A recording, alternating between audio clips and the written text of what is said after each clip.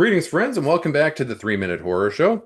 I'm joined again here by Brandon Reines, filmmaker from Edmonton. He's responsible for the Grotesque series of movies and the I'm Haunted series of movies. He also has a YouTube channel called Brandon versus Movies, where he talks about movies, if you can believe it. Talks about movies on his movies channel. There you go. We're here doing our Halloween series where we break down the movies in the Halloween series. We've also done the Friday the 13th series on Brandon's channel, as well as he's going to start putting up our Nightmare on Elm Street retrospective. We're here for the next episode of our Halloween show today called On Halloween Resurrection. One of the most divisive, maybe everybody hates it, I'm not sure. But Yeah, it it's not certainly is. divisive. Everyone It's not agrees. divisive. Everybody hates it. It certainly is a crappy entry in the Halloween series, and it took place in 2002. It is a very 2002 movie. And Brandon, why don't you kick us off on this one? Yeah, this movie sucks. This is terrible. Like this is worse than Six. It's funny because you watch. I watched Six, when I was a teenager, and it was like, wow, that's bad. When H2O came out, it was like, okay, it's a step up in the right direction. Maybe they salvaged the series. Yeah, And then part eight comes out, and it's like, no, they didn't salvage anything. They made it worse. It's a movie that's probably sounding good on paper because yeah, uh, like reality TV shows were big at the time. So it's like, yeah, what if it was a reality TV show taking place in the Michael Myers house and Michael Myers is on the loose? If you pitch it like that, it's like at the time, that sounds like a good idea. No, it is not. And it's funny because this movie is kind of all about the modern technology of 2002. yeah, But having the modern technology makes it seem more dated than the movies from the 70s. Like there's this like old school computers, everything, yeah, all their references are just so old. yeah, Whereas they didn't really have any topical reference in the 1978 one. So even though that people look like their dress style and the cars look from the 70s, but the yeah. movie seems more modern than the 2002 one. And it's shitty, it's boring, nothing makes sense, it sucks. Yeah. Anyways, what do you think? Well, I have to agree with you on this one. This is the first time I had ever seen it going into this, and I fell for the old bait and switch. You know, Jamie Lee Curtis is there front and center on the poster. She's got top billing in the movie. She's dead. Spoilers, I guess. I mean, you're watching all of these anyway, right? Spoilers. She dies in the first 10 minutes of this movie. She's donezo. Like, Michael Myers finds her in whatever mental hospital that she's in after. Oh, let's just say we didn't mention it in our last episode. Halloween H2O has one of the best endings of a Halloween movie ever. One of the most decisive endings. Laurie Strode beheads the shit out of Michael Myers. I can't believe we didn't mention that. Completely blew my mind because it's completely erased at the beginning of this movie. At the beginning of this movie, we learned that, oh yeah, Michael Myers kind of got away and he disguised himself as a paramedic and put a paramedic in his jumpsuit and his mask and cut his vocal cords, not enough that he'd die, just enough that he couldn't talk. Okay, because Michael Myers is like a doctor like that, right? He can sever your vocal cords, but not your trachea. Okay, so he does that. So this guy who gets up at the beginning of this movie, or sorry, at the end of Halloween or whatever, the guy who got up out of the body bag and fights his way out and starts attacking Lori, that was actually a good guy just trying to get her attention. That was not a bad guy at all. Okay, that was not Michael Myers. So Michael Myers got away. He's still alive. Whatever. She's in the loony bin because she killed an innocent guy. She hacked his head right off. And he goes and kills her in the mental hospital. Job done. All the Myers are gone. We're gonna forget that she has a son. If he's going after his bloodline, we're just gonna completely forget that Josh Hartnett exists. That's fine. He doesn't bother going after him. He gets back into a car, I guess, and drives back to his original house, the Myers house. Because there's a contest going on, put on by Busta fucking Rhymes. Excuse me, I'm swearing a lot for today. Put on by Busta Rhymes and Tyra Banks for some company called, what is it called? Scream, called, do you remember the name of the company that's Mm-mm. putting on this contest? It doesn't make Can't it, it remember. doesn't matter. Who cares? So they've got a contest for college students. They're going to survive a night in the Myers house. They have to put on head cameras and There's webcams set up all throughout the house, and it's going to be available to watch on the internet. And what do you think of that? Yeah, that opening part where they basically retcon and cheap out on the Yeah, ending of part H2O is that's like an unforgivable sin. It's yeah, like not only does part 8 suck, yeah, it like actually reaches out and makes other movies suck too. yeah, It's like okay, and they're just so shallow and cheap in this script that there's two nurses explaining what happened. It's like, yeah, oh, it turned out that Michael Myers actually switched suits and masks with an innocent person and beheaded that guy by accident. yeah, And then the other nurse is like, well, how come the guy didn't say anything? Well, Michael Myers like crushed his throat or whatever. yeah, It's like what? Even if your throat was cut, your vocal cords, you could still wave or yeah. do something instead of just acting very violently so that you get your head chopped off. Like it makes no sense. Like they should have just ignored everything to do with Jamie Lee Curtis. They probably just wanted her in the movie so they could put her face on the Yeah. poster to get people to watch it. But they could have just ignored all that, pretend she doesn't exist, and just start. I mean, they should have not made it to begin with, but it's just like, yeah, the first 10 minutes is like nothing to do with the rest of the movie. And it's so stupid how she lures Michael up to the roof where she has a noose and a rope Yeah. like set up to trap him like Looney Tunes style. And but how does she get him to walk to the exact part where one of his feet is standing inside the noose Yep. so that she can like bring him up? And then of course he's hanging there reaching out for her. Yeah. And then she remembers that, oh, in H2O, he was reaching out to her at the end when she chopped his head off, which makes her think, wait a minute, maybe this is an imposter again and it's not really him. I Yeah. need to be sure. So, like an idiot, she goes up to him in Yeah. within grabbing distance to peel his mask off, and of course he grabs her and throws her off the building. Like it's such stupid filmmaking and bad writing. I can't believe it. That's rule number two. Rule number one is never transport Michael Myers anywhere. Rule number two is don't get within touching distance of him. Yeah. It was Um. crazy. I remember the name of the company too. It's Dangertainment. Danger Team. Dangertainment. Oh yeah, run by Busta Rhymes and Tyra Banks. And so, yeah, so they're broadcasting this reality show of all these idiots in Michael Myers' house, and of course, it's being watched by people over the internet. Yeah. And of course, all those people happen to be in the same room. It's like at this party, one guy logs in and starts seeing Yeah. it, and he's like, "Guys, come look at this." By the end, everyone's gathered around the computer to watch, and you don't see anyone else really watching it, just them. Yeah. And the premise doesn't work because like it shows these people wandering around the Michael Myers house and being, of course, that Michael Myers comes back and starts killing them off, and no one knows if it's real or not. Mhm. But how big is that house? It's a normal Oh, house in a normal neighborhood, but it has these like long corridors. They're running around and they can't escape the house. Like this oh, isn't a mansion. Like the door is like 30 feet away at most, wherever you are. it's wild. This movie is, when it comes to the house, okay, we're supposed to believe, first of all, they start showing all these things that may indicate that Michael Myers was abused, horribly abused as a child. It turns out as the movie progresses, we find that this is stuff that's planted by Dangertainment to make it look more interesting than it actually was, because the Myers house is actually boring. Like, there was nothing, he wasn't abused as a child or anything like that. This is just something that happened. Something snapped inside this kid. But they had to put in all sorts of things like a high chair with handcuffs on it and like dolls with their heads hacked off and all that sort of business. But then that takes a turn in the respect that you can go into this house and put all sorts of weird decor in there and try and spin a narrative with the sort of furnishings that you find in there. But there's a whole subterranean complex underneath this place, and you can't just build that. That would have had to have already been there. The Myers house is connected to the sewer system somehow. How did that come to be? Like there are actual sewer tunnels underneath this home. That's that's not something that Dangertainment can just go in there and plant. That is crazy talk.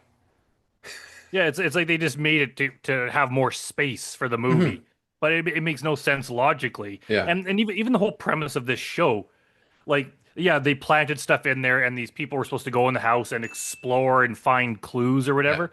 But the house couldn't have been that big. So they would have gone through the whole house in about 15 minutes. Yeah. And then what are they supposed to do? This would be the most boring reality show. Like most reality shows have people doing stuff and they have to get, either get voted off or there's Yeah. some sort of game to it.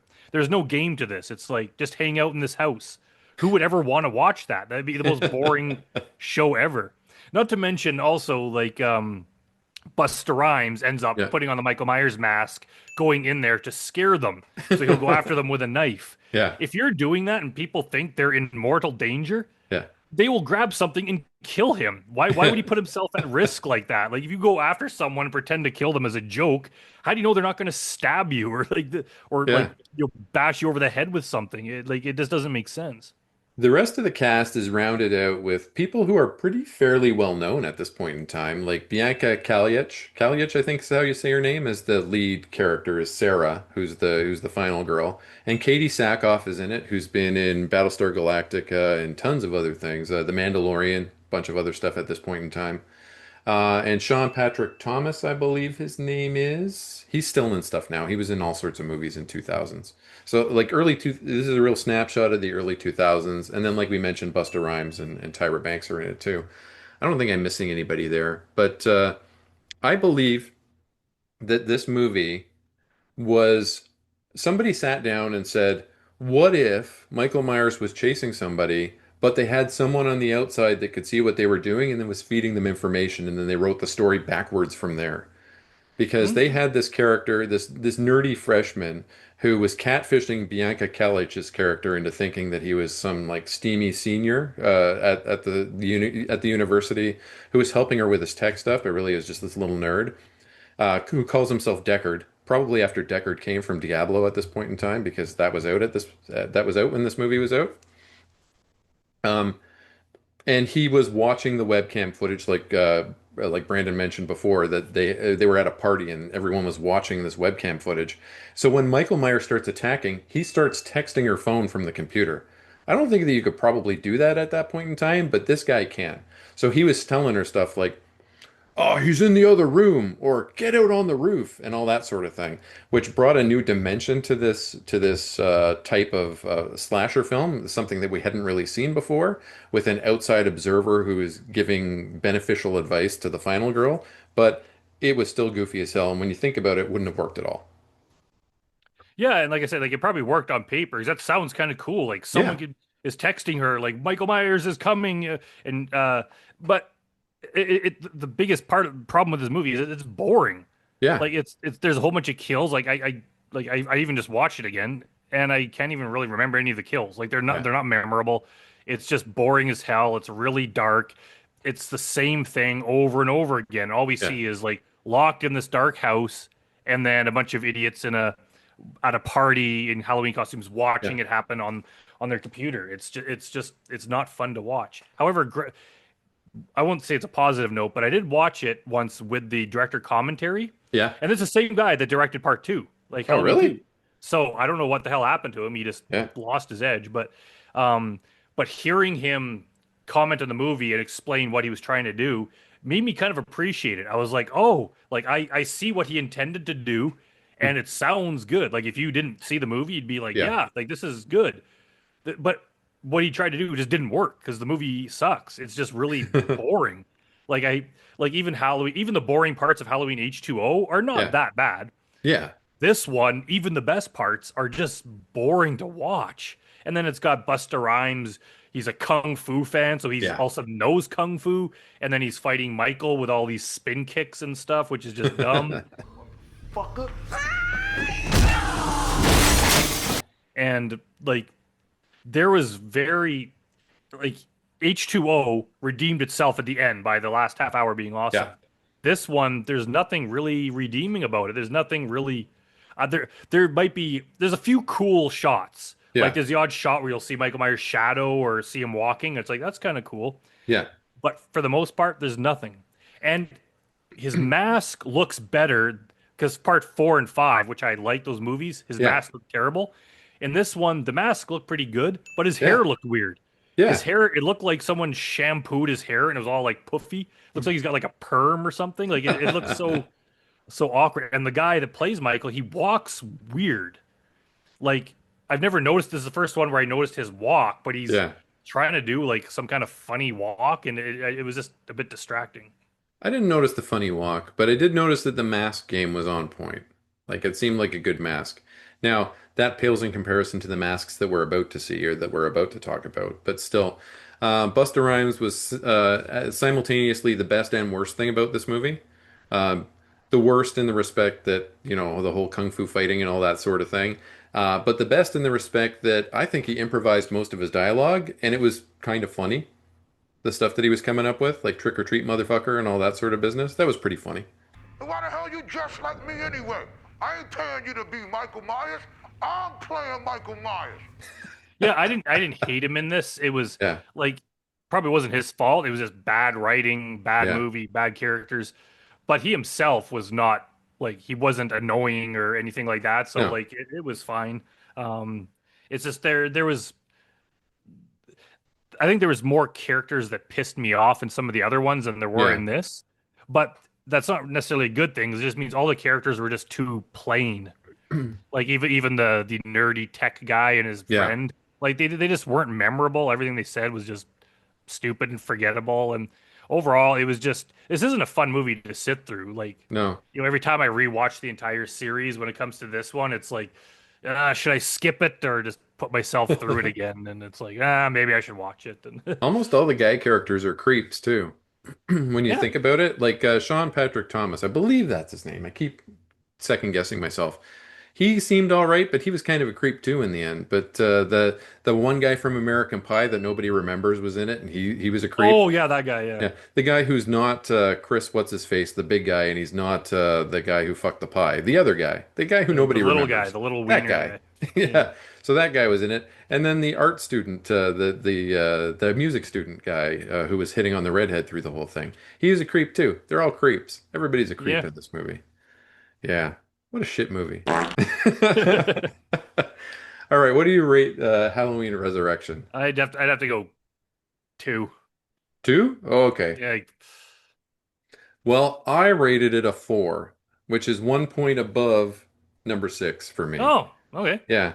It did kind of collapse under the weight of its own bullshit. It's still a sub number five, but I did kind of like Busta Rhymes, the Mighty Infamous, beating him up in the end a little bit, and being a final boy. Busta Rhymes was a final boy. He survived the whole thing.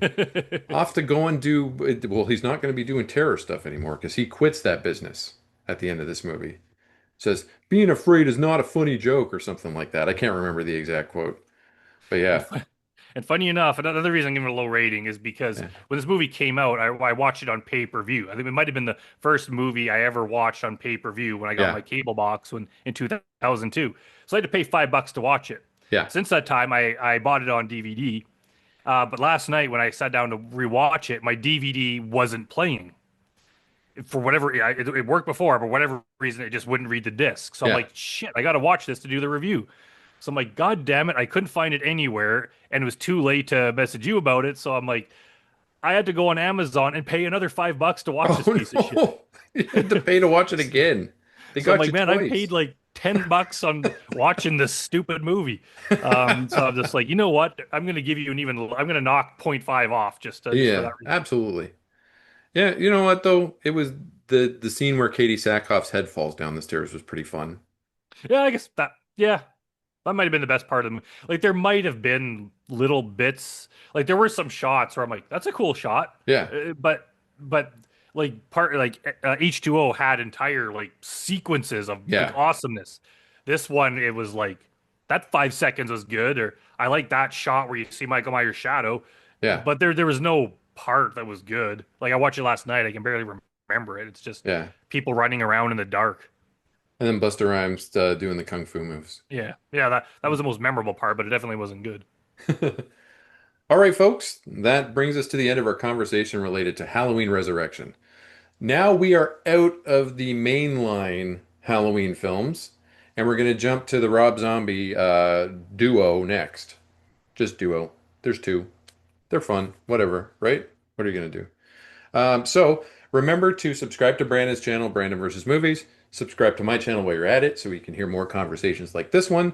Hear two middle-aged men talking about movies that suck and movies that are good too. And join us next time for Rob Zombie's Halloween #1. See you later.